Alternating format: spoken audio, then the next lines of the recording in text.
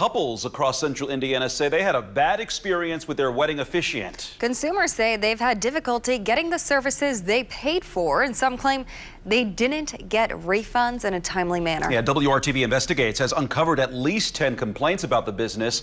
So many of those complaints have gone unanswered. The Better Business Bureau is now putting out an alert about the company. WRTV Investigates' Kenney spoke with newlyweds who say they're speaking out to help others.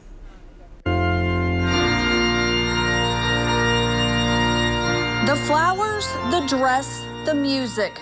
Weddings take a lot of planning.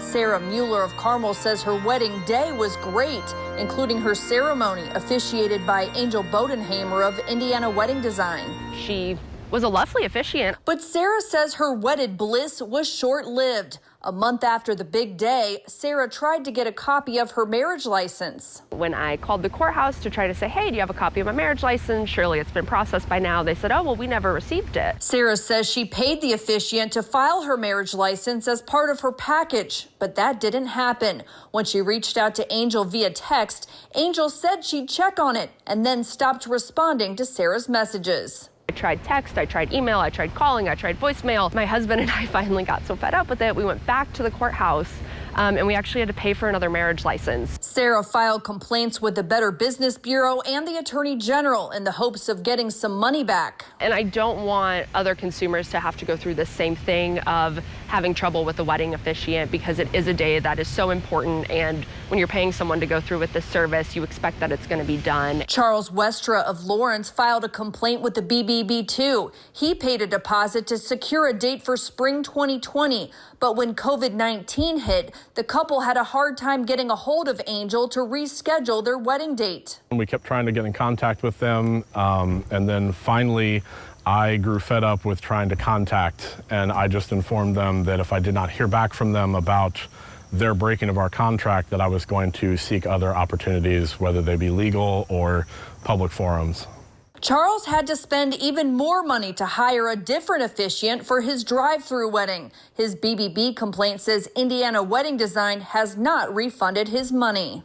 To have someone who is supposed to be there to make that day special, to make it all work, and then to basically drag them through the mud and ruin it, I just can't not let that go. Sarah Myers of Fair Oaks, Indiana, filed a similar complaint to the BBB. She put money down for Indiana Wedding Design to do a small ceremony. Sarah's complaint says Angel did not show up for a pre-wedding meeting and did not respond to questions about not showing up. And at this point, I had already set up somebody else because I knew that this wasn't looking good. To this day, I still haven't heard anything from her. On March 31st, Indiana Wedding Design legally changed its name to Indiana Wedding Officiant. The company used to be located in Indianapolis, but now has a Crawfordsville address. The Better Business Bureau has an alert about the company on its website, along with an F rating. What we look for when we see that is kind of a pattern of complaints, and that's what we saw with this particular company, that they,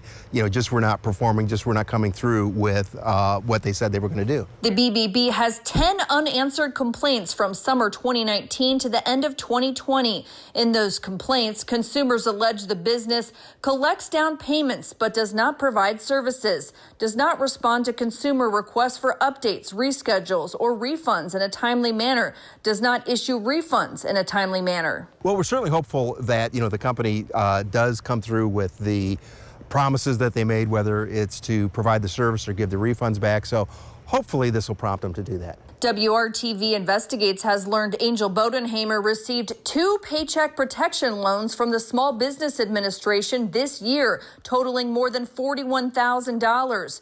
Records show the loans were used for payroll and to retain 2 positions. WRTV Investigates contacted Angel via email and text. She responded, "We have been in business since 2015 and have performed ceremonies for hundreds of couples, perhaps over 1,000.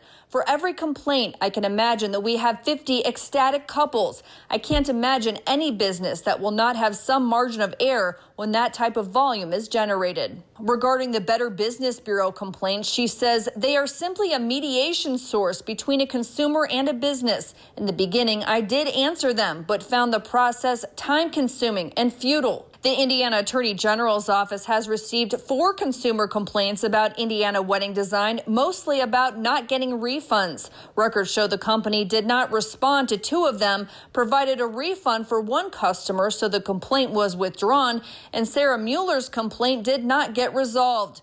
Consumers have also filed 3 small claims lawsuits against Angel or her business. 1 judge ruled in favor of Indiana wedding design. 2 other customers won their cases and received court-ordered restitution totaling $585.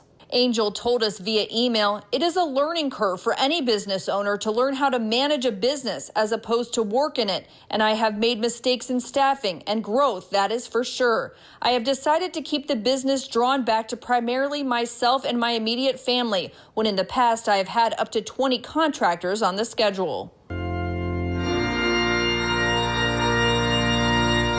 Sarah is grateful for her wedding and her new husband, but the problems with her officiant took an emotional toll, one she laughs about so she doesn't cry.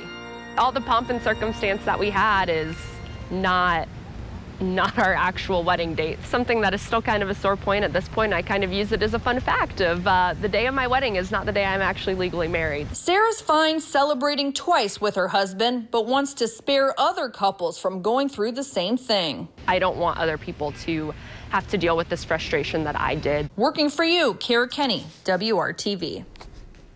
As for Angel, she is still booking weddings, telling us we somehow managed to survive COVID shutdown, personal tragedies of our staff and myself, and still rebrand and try to make a comeback. We have married couples this week and have many on the books for the year and have had no issues, end quote.